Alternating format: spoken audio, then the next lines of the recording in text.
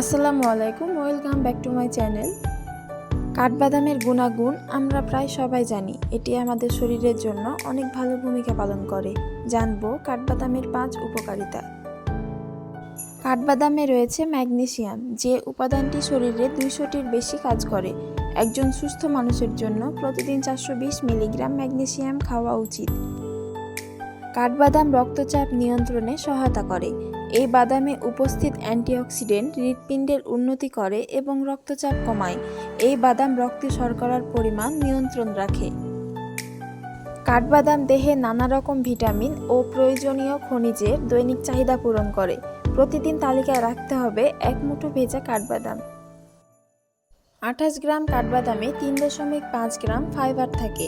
প্রতিদিন সকালে 1 মুঠো কাঠবাদাম খেলে দীর্ঘ সময়ের জন্য শরীর ভরা অনুভব হয়।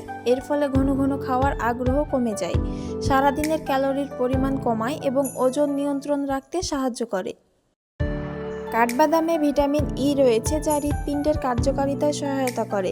এলজাইমার রোগীদের জন্য অনেকটা উপকারী। প্রতিদিন 28 গ্রাম খেলে দৈনিক ভিটামিন ই এর যে চাহিদা রয়েছে তা 50% পূরণ করতে সাহায্য করে।